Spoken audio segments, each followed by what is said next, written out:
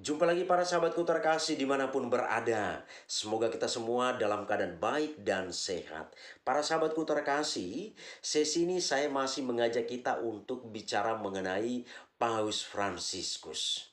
Dan sesi ini saya beri judul, Paus Fransiskus saat datang ke Indonesia tidak bicara mengenai agama Katolik, tapi bicara mengenai hidup.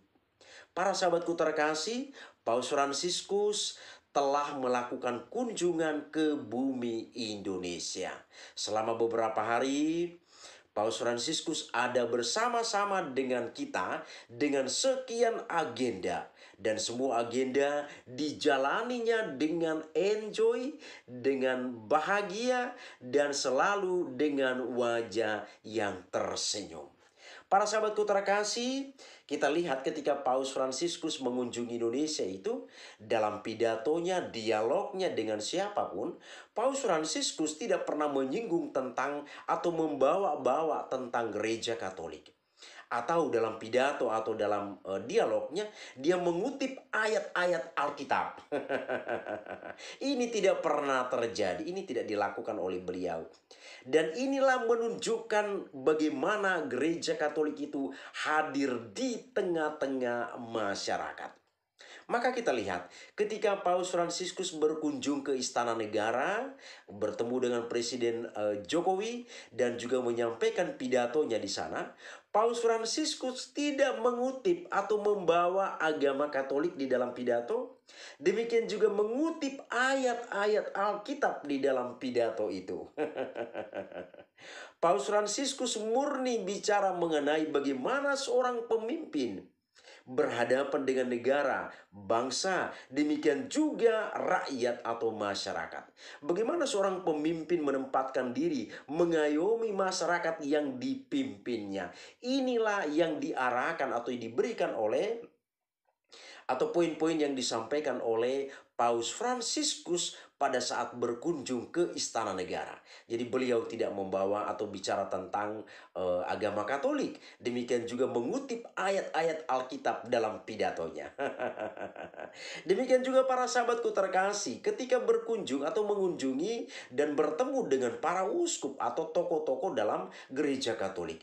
Paus Fransiskus juga di sana tidak khusus membahas tentang bagaimana gereja Katolik, ayat-ayat Alkitab dan lain sebagainya, tapi beliau bicara mengenai bagaimana gereja Katolik itu berada di tengah-tengah masyarakat, apalagi di Indonesia sebagai masyarakat yang plural.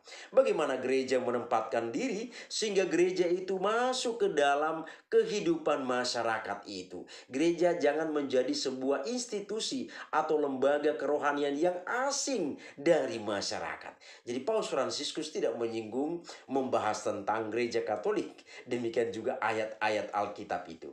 Nah, selain itu juga misalnya ketika bertemu dengan kaum muda, apalagi orang-orang dari sekolah, lembaga yang didirikan beliau itu. Di sana juga beliau tidak bicara tentang gereja Katolik, beliau juga tidak menyinggung tentang ayat-ayat Alkitab. Tapi beliau mendengarkan isi hati, curahan hati orang-orang yang hadir.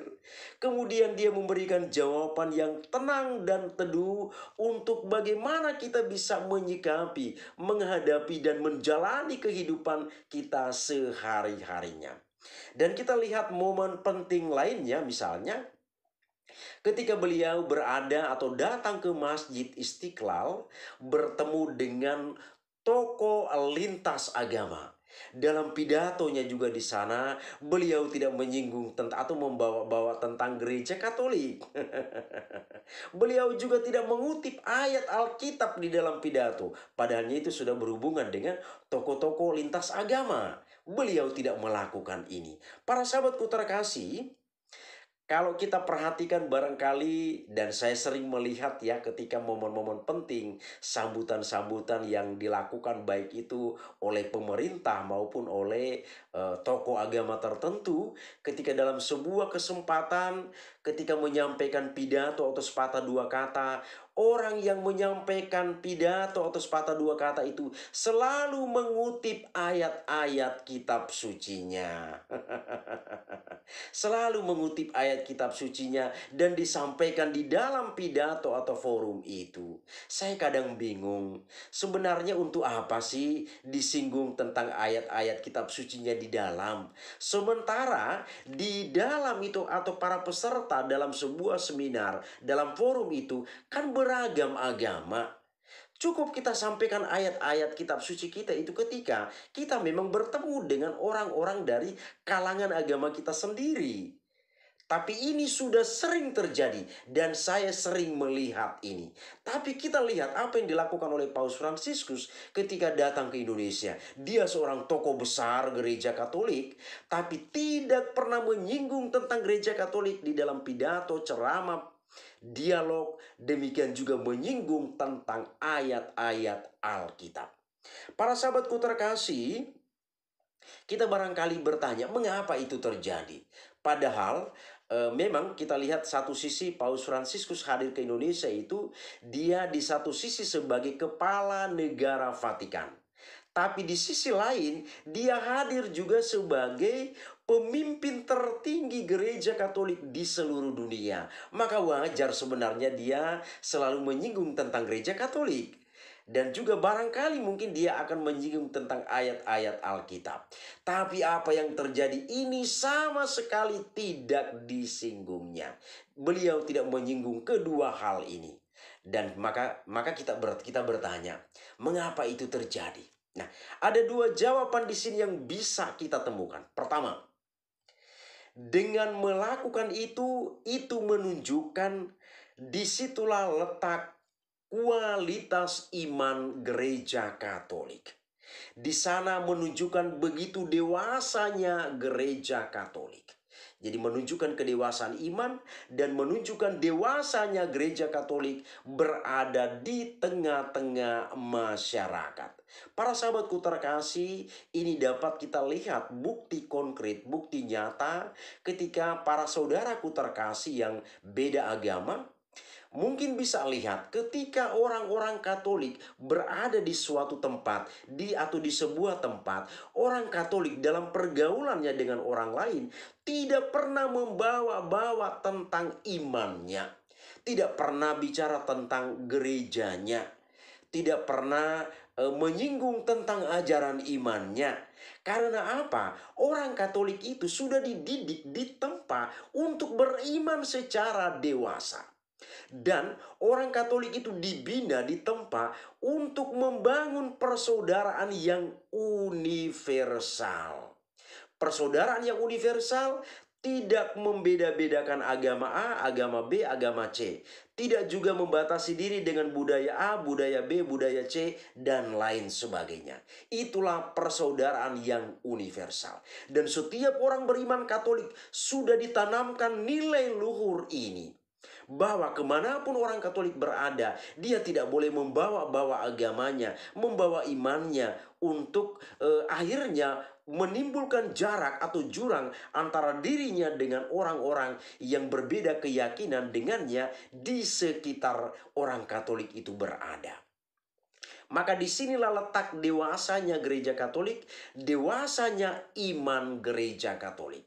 Para sahabatku terkasih, ini memang nyata kita temukan dan memang sesungguhnya demikian. Bahwa orang Katolik sekali lagi kemanapun dia pergi bergaul dengan orang lain tidak pernah dia membawa-bawa agamanya. Bahkan orang Katolik sendiri tidak pernah mengkafirkan orang lain. Tidak pernah mengharamkan orang lain. Ini tidak pernah dilakukan oleh orang-orang Katolik. Kenapa? Ini menjadi pertanyaan kita. Karena gereja Katolik atau orang-orang Katolik itu sudah dididik, ditempa di dalam dirinya bahwa setiap manusia itu memiliki martabat yang sama. Di hadapan Tuhan tidak ada beda antara manusia A, B, C, dan seterusnya. Tidak ada beda antara satu dengan yang lain. Yang beda dalam kehidupan kita sehari-hari hanya soal agamanya saja. Tapi di mata Tuhan semua manusia tidak ada bedanya. Karena itu, manusia itu memiliki martabat yang sama. Inilah yang dibawa, yang tertanam dalam diri setiap orang beriman Katolik. Sehingga kemanapun orang Katolik itu berada, dia tidak pernah membawa-bawa, mengutamakan, bicara mengenai imannya kepada orang lain. Jadi sekali lagi poin pertama adalah inilah yang menunjukkan dewasanya iman atau dewasanya gereja Katolik. Kemudian jawaban yang kedua, mengapa Paus tidak bicara mengenai agama Katolik dalam pidato, dalam ceramah, dalam dialog? Karena jawaban yang kedua adalah nilai-nilai agama Katolik itu sudah dihidupinya dengan baik dan benar. Nilai-nilai agama itu sudah dihidupinya. Paus tidak mencari-cari nilai agama itu lagi. Nilai-nilai yang tertanam dalam gereja Katolik itu tidak dicari-cari Paus lagi. Nilai-nilai itu sudah merasuk, sudah menyatu dengan jiwa raganya. Maka dia tidak menyinggung lagi tentang agama Katolik. Ini luar biasa para sahabatku terkasih. Demikian juga bicara soal kitab suci atau Alkitab yang dipakai oleh gereja. Paus Fransiskus kenapa tidak menyinggung ayat-ayat kitab suci seperti yang dilakukan oleh orang lain ketika seperti yang kami sampaikan dalam hantaran tadi? Karena kitab suci itu sudah masuk, sudah dihidupinya dengan baik dan benar juga. Kitab suci itu sudah menyatu dengan hidupnya. Jadi beliau tidak lagi harus mencari-cari, mengangkat-angkat ayat-ayat Alkitab untuk dibicarakan, dipamerkan kepada orang lain lagi. Karena kitab suci itu sudah masuk, sudah menyatu dengan dirinya. Dan hidupnya itu sendiri adalah penerapan atas ajaran gereja dan atas ajaran yang termuat di dalam Alkitab itu sendiri. Maka kita lihat sekali lagi Paus Fransiskus tidak bicara lagi tentang agama Katolik, tidak bicara lagi tentang Alkitab, karena nilai-nilai baik di dalam gereja Katolik maupun di dalam Alkitab itu sendiri sudah dihidupinya. Dia sudah bawa semuanya itu di dalam dirinya. Maka yang terjadi adalah Paus Fransiskus tidak lagi bicara soal teori ini, tapi Paus Fransiskus akhirnya hanya bicara tentang bagaimana hidup itu sesungguhnya. Demikianlah para sahabatku terkasih, sedikit ulasan paparan untuk kita. Semoga ini bermanfaat bagi kita. Terima kasih, Tuhan memberkati.